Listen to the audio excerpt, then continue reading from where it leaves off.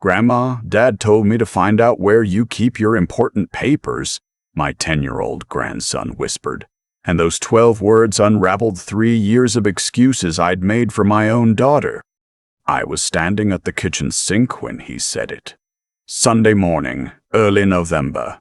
The kind of gray Ohio sky that makes you want to stay in your bathrobe until noon. I'd been rinsing out my coffee mug when Charlie appeared in the doorway still wearing his pajamas, the ones with the little rockets on them that I'd bought him for his birthday back in August. He looked at me with those serious brown eyes he inherited from my late husband Ray, and I could tell he'd been carrying those words around for a while before he finally said them. I nearly dropped the mug. "What did you say, sweetheart?" He repeated it. Same words, same careful tone. Like he'd rehearsed them but wasn't sure he was doing the right thing by saying them out loud. Then he added, "He said it was important. For the family." I set the mug down very slowly on the counter and turned around. My grandson was standing there in his rocket pajamas, looking like a little boy who'd just realized he'd done something wrong without quite understanding what. "Come sit with me," I said.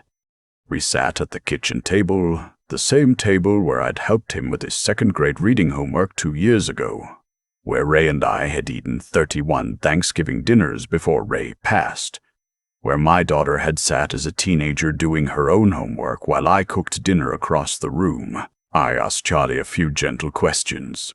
Nothing alarming, nothing that would frighten him, just enough to understand. He told me his father, my son-in-law, had asked him to look around during his visits, to notice things, where Grandma kept her files, her checkbook, whether she had a safe.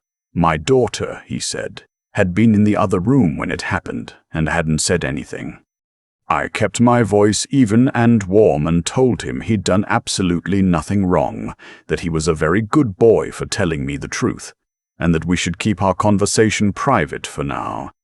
He nodded with the gravity of someone twice his age. After I sent him to watch cartoons in the living room, I sat alone at that kitchen table for a long time. "My name is Evelyn. I'm 67 years old. I taught high school English for 34 years in a suburb outside Columbus, Ohio. I raised one daughter, Patricia, mostly on my own after Ray's back injury took him off the job site and the disability payments barely covered the mortgage. I worked overtime tutoring on weekends. I drove a car with 200,000 miles on it for 6 years, so Patricia could have braces in summer camp, and eventually 4 years at Ohio State. Ray passed 4 years ago, and I've been alone in this house since then, which is apparently a problem for certain people. The house itself is not extravagant. 3 bedrooms, a backyard garden I tend obsessively, a detached garage full of Ray's tools. I still haven't had the heart to sell, but it's paid off, and between my teacher's pension, my Social Security, and the modest investments Ray and I accumulated over 40 years of careful living, my financial advisor tells me I'm comfortable. More than comfortable, actually. Ray had been meticulous. I'd always let him handle the money, while I handled everything else. And I discovered after his death that he'd been quietly building something for us for decades. Rental property in a nearby suburb, a diversified portfolio, life insurance that left me genuinely secure. Patricia knew this. Her husband, Greg, definitely knew this. I poured myself a second cup of coffee and tried to think clearly. The phone calls over the past year came back to me differently now. Patricia suggesting I was overwhelmed by the house. Greg mentioning assisted living communities in the same casual tone you'd mention the weather, twice in 3 months. A conversation last spring where Patricia had gently floated the idea of putting my name on a joint account with her, just so someone could help manage things. I'd said I'd think about it. I'd never brought it up again, and neither had she. But I'd noticed her frustration at the edges of subsequent visits. I thought about the Sunday dinners where Greg asked detailed questions about Ray's investment accounts, and then nodded a little too knowledgeably at my answers. I thought about Patricia's comment last Christmas that this house was too much for one person. I'd thought at the time that she meant physically. cleaning gutters, shoveling the walk. I understood now she might have meant something else entirely. I'm a woman who spent 34 years teaching teenagers to read subtext. I should have seen it sooner. The guilt of that sat heavily in my chest. I waited until Charlie was occupied, then went to my home office and opened the file cabinet I kept locked behind my desk. Everything was there. The property deed, Ray's investment account statements, the trust documents our attorney had drawn up years ago, my will, which left the house and the bulk of my estate to Patricia with smaller trusts established for Charlie's education and for Ray's younger brother, who had health problems and no retirement savings. Sitting there with those papers spread across my desk, I thought about something Ray used to say. He'd grown up poor in eastern Kentucky, son of a coal miner, and he had a particular wariness about money and the people it changed. He'd told me once, years before he got sick, "Evelyn, when I'm gone, watch who pays attention to your finances. The ones who suddenly get very interested are the ones to watch." I'd smiled and told him he was being morbid. He'd smiled back and said he was being practical. I spent the rest of Sunday thinking. By Monday morning I knew what I needed to do. I did not call Patricia. I did not confront Greg. I made 3 phone calls instead. The first was to my attorney, a woman named Frances who'd handled Ray's estate and who I trusted completely. I told her I wanted to review and potentially revise my estate documents, and I wanted to do it soon. She had an opening on Wednesday. I took it. The second call was to Martin, who had been Ray's financial advisor for 20 years and had continued managing my accounts after Ray's death. I told him I wanted an appointment to discuss my accounts, and specifically to discuss what access, if any, anyone else had to my financial records. He said he could see me Thursday. The third call was to my oldest friend, Joanna, who'd retired from a 25-year career as a family court paralegal, and who knew more about estate law and elder guardianship procedures than most attorneys I'd ever met. I asked her to come for coffee. She came that afternoon. I told Joanna everything. She sat across from me at the same kitchen table and listened without interrupting, which was unusual for her. When I finished, she was quiet for a moment. "Tell me about their finances," she said. I knew more than Patricia realized. Over the past couple of years, things had slipped out in conversation. Their mortgage was underwater, bought at the peak and never recovered. Greg had been passed over for a promotion he'd been counting on. Patricia had gone part-time at her marketing job when Charlie started having some learning difficulties that required extra support. They were stretched, probably more than they wanted to admit. Joanna nodded slowly while I talked. When I finished, she said, "Evelyn, what you're describing with Greg and Charlie is textbook. Using a child as an information-gathering tool is something I saw in guardianship cases. It means they're in the reconnaissance phase. They're not ready to move yet, but they're getting close." The word guardianship landed in the room like something physical. "You think they're going to try to have me declared incompetent?" "I think you should find out whether they've consulted an attorney about it." She paused. "Do you have a close friend at their bank? Somewhere they might have gone for information." I thought about it.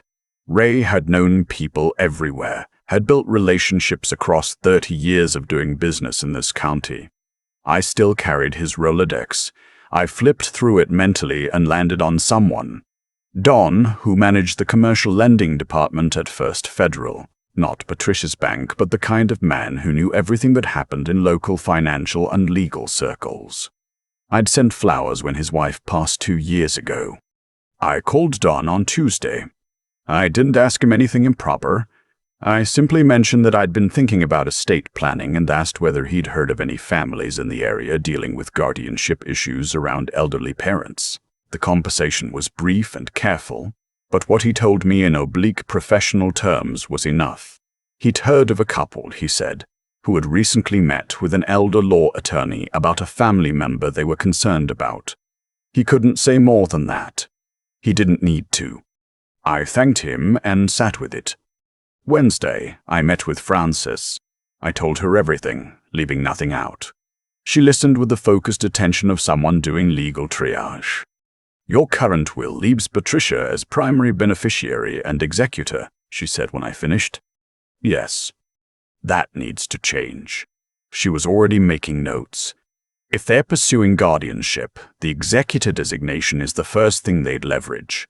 We need to replace that immediately with an independent trustee. I'd also recommend converting your estate into a revocable living trust if we haven't already, which limits probate exposure and makes it substantially harder for a guardian to access assets." We talked for 2 hours. I left her office with a plan and an appointment for the following Monday to sign revised documents.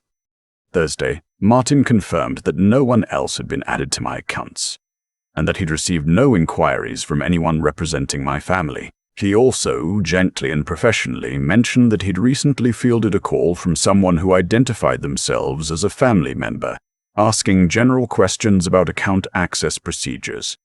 He had given them no information, but he thought I should know. I asked him to document the call and add a notation to my file. By Friday afternoon, I had a clear picture of the situation and a strategy for handling it. What I did not have was a reason to believe Patricia would stop, or that my relationship with my daughter was salvageable in its current form, and that grief sat underneath everything else like cold water. On Saturday, Patricia called and asked if she and Greg could come for dinner Sunday. She said Charlie had been asking to see me. I said of course. I spent Saturday afternoon on one additional preparation. I called my neighbor Beverly, not the Beverly in the file, a different one, my actual neighbor of 14 years, who taught Sunday school and grew prize dahlias and was the most unimpeachably credible person I knew in this county. I asked if she'd be willing to stop by Sunday evening at around 7, ostensibly to return a casserole dish she'd been meaning to bring back for weeks. She said she'd be happy to. I told her I might need her to stay a bit. She said she'd bring pie. Sunday arrived cold and clear. Patricia and Greg came with Charlie at 4 in the afternoon. The dinner was warm on the surface in the way that a house is warm when the furnace is running, but the windows are cracked.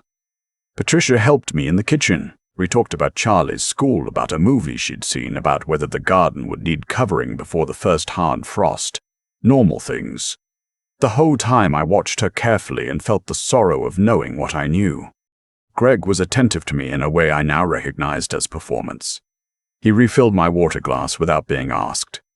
He complimented my pot roast twice. He asked about my hip, which had bothered me briefly back in September, and which I'd mentioned to Patricia once in passing. The fact that he remembered and raised it told me they'd been discussing my health in detail.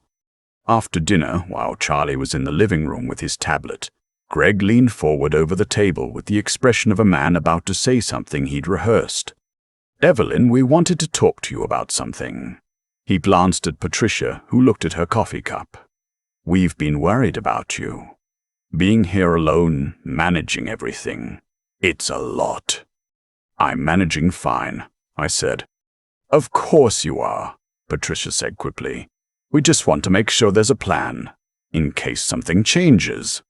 Greg opened the leather portfolio he'd brought and laid several documents on the table. "We had an attorney help us put together some paperwork that would let us help you manage things. Financial power of attorney, medical directives, just a safety net." I looked at the documents. They were professionally prepared. I didn't pick them up. "This is very thoughtful," I said. "We can go through it together," Greg said. "It's really straightforward. Basically just lets us step in if you ever need us to." Step in. I looked at the papers and then I looked at my daughter, who was still looking at her coffee cup.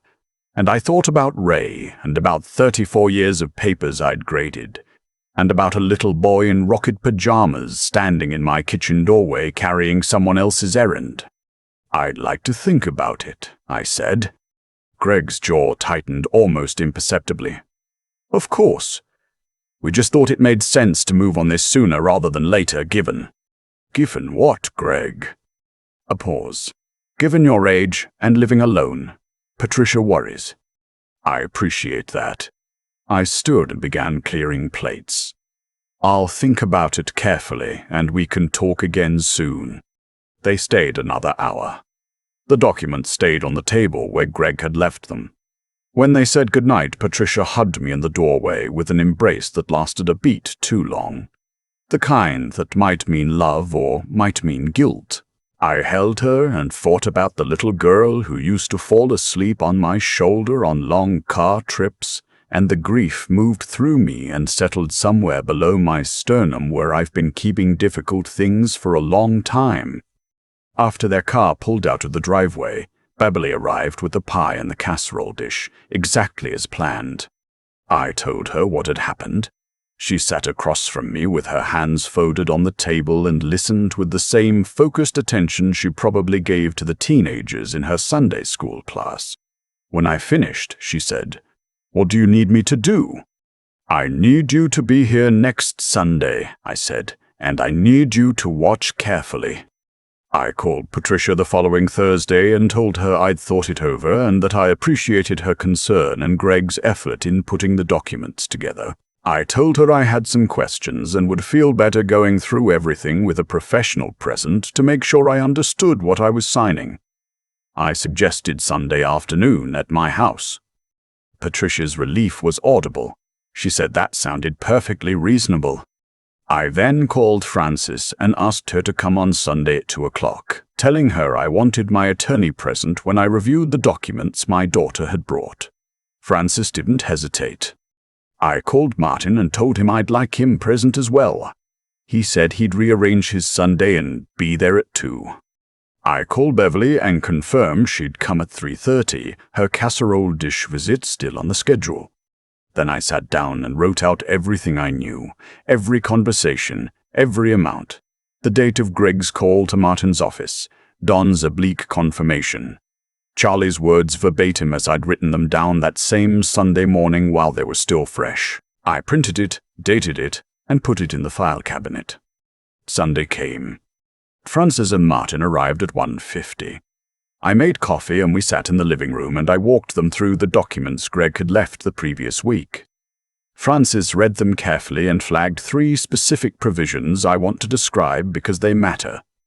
The financial power of attorney was drafted broadly enough to give Patricia and Greg joint control over all my accounts with no requirement for medical documentation of incapacity. It could be exercised at any time, for any reason at their discretion. The medical directive named Patricia as my healthcare proxy, but included language that would authorize her to make decisions about my living arrangements, meaning she could place me in a facility without requiring any court order, as long as 2 physicians agreed I would benefit from structured care. The third document was a property management agreement that would have given Greg administrative authority over my rental property. Martin looked at the property document and said quietly, "Evelyn, this would effectively transfer management fees and certain decision rights over the rental income to Greg. It's not a clean document." Frances said, "None of these are standard protective instruments. These were drafted to benefit the agents, not the principal. I wouldn't recommend signing any of them." We were still talking through the details when Patricia and Greg arrived at 2:15. They stopped in the doorway of the living room when they saw Frances and Martin sitting on my couch. Greg recovered first. "Oh, Evelyn, we didn't realize you were having company." "This is my attorney, Frances, and my financial advisor, Martin," I said. "I asked them to help me understand the documents you brought last week. I hope that's all right."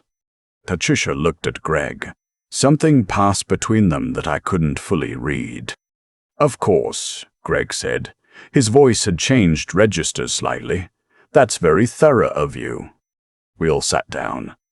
Frances explained in the careful and precise language of someone who has done this before, exactly what each document would and would not authorize. She didn't accuse anyone of anything. She described the provisions factually, what they permitted, what they failed to protect, where they deviated from standard instruments. Greg interrupted her twice to offer clarifications. Frances addressed both interruptions calmly and returned to her analysis. When she finished, Martin spoke about the property management agreement. He explained what it would mean for my rental income and what Greg's administrative authority would practically entail. The room was very quiet. "We were just trying to help," Patricia said. Her voice was thin. "I know, sweetheart." I kept my voice steady. That's why I wanted to make sure I understood exactly what I was agreeing to. Francis, can you explain what you would recommend instead? Francis outlined a proper durable power of attorney, with appropriate triggers, a legitimate healthcare proxy with appropriate scope, and a simple property management arrangement through a licensed property manager I already used.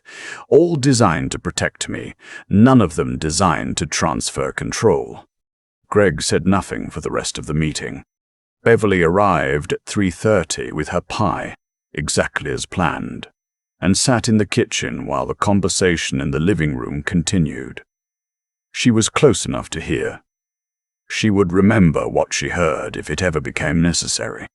After Francis and Martin left, and before Greg and Patricia left, I asked Greg to stay at the table while Patricia went to check on Charlie, who'd been given my tablet and my Netflix password in the living room. I looked at Greg directly. "I know you called Martin's office," I said. "I know you spoke with an elder law attorney about guardianship options. I know you asked my grandson to gather information about where I keep my financial documents." Greg opened his mouth. "I'm not finished," I said, and the 34 years of classroom authority in my voice made him close it again. "I've changed my will. My estate is now an irrevocable living trust with Francis as independent trustee. The rental property is under the management of a licensed agency. My accounts have notations on file. My neighbor was here this afternoon as a witness, and she will continue to be involved in family conversations about my finances." I paused and let that settle. I love my daughter. I love my grandson more than I can say.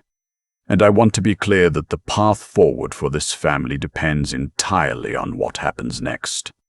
Greg looked at the table. "Nothing you planned to do was going to work," I said. "I want you to understand that.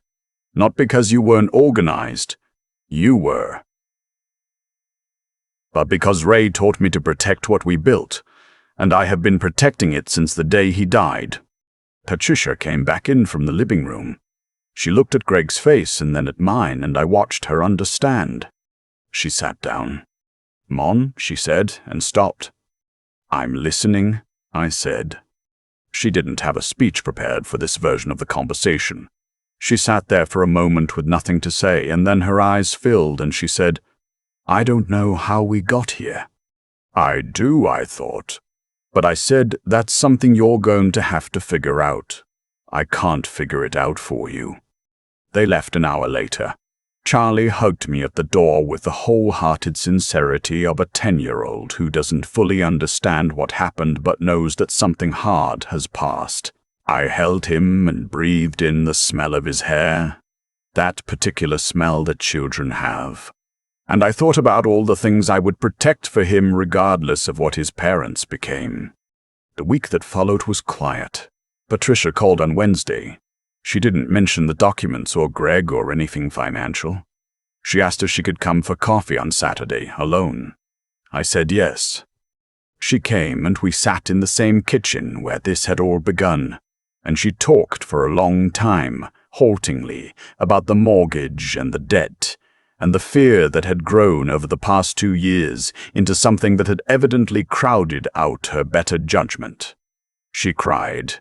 I did not cry, but only because I had already done my crying privately, in the evenings, facing the part of this that had nothing to do with money.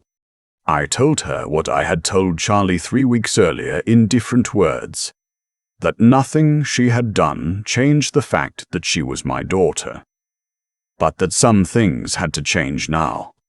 Greg has since sent me a letter of apology. It is formal and somewhat legal in tone, which tells me it was probably reviewed by someone before it was sent. Whether it reflects genuine remorse or damage control, I can't say with certainty. I'm filing it alongside everything else, and I'm watching. Charlie comes every other Sunday now, just him and me. We've started a project together in the garage, sorting through Ray's tools, learning what each one is for. He told me last week that he wants to learn to build things. I told him his grandfather would have loved that. We found a wooden box Ray had made 40 years ago, rough and imperfect and beautiful, with Charlie's name scratched into the bottom, which was impossible because Ray had died before Charlie was born. I turned it over in my hands for a long time before I realized Ray had scratched our family name, Calloway. Charlie's last name too through Patricia, the name he'd share with any grandchild we had. Ray, who'd grown up with nothing and spent 40 years building something, who'd told me to watch the people who paid attention to my finances, who'd left me a box with the family name on the bottom like a small declaration. We put the box on the workbench where we could see it while we worked. Outside, November had turned, and the last of my dahlias were gone.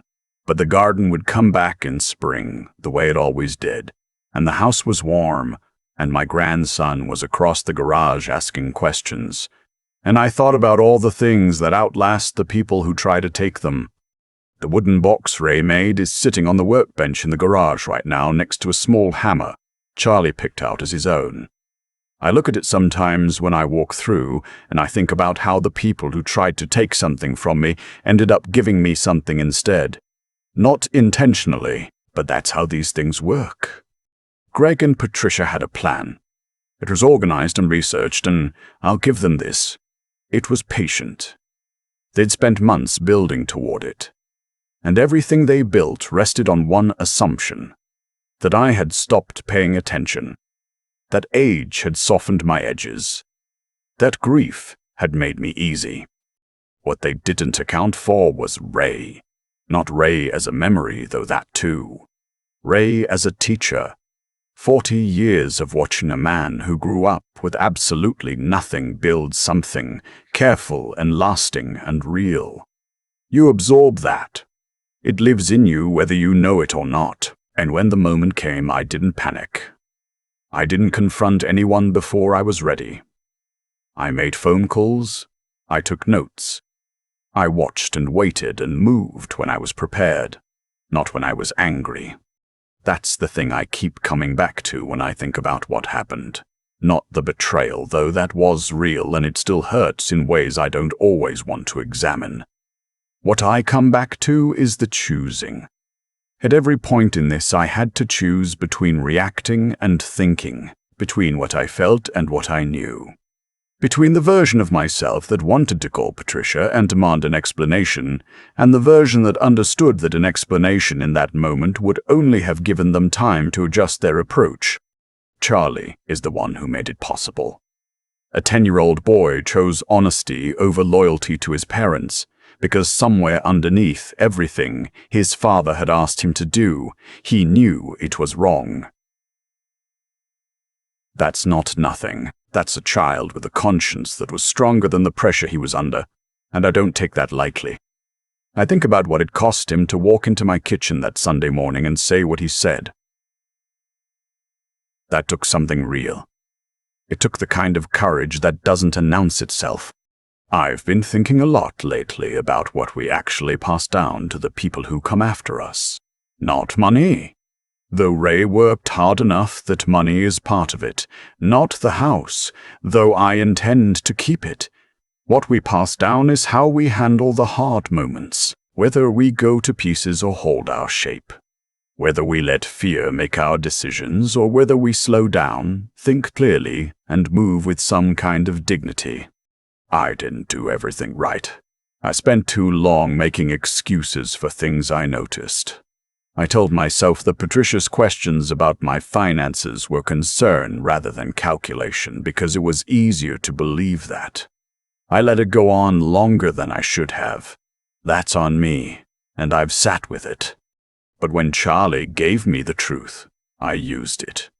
I called the right people. I changed the documents.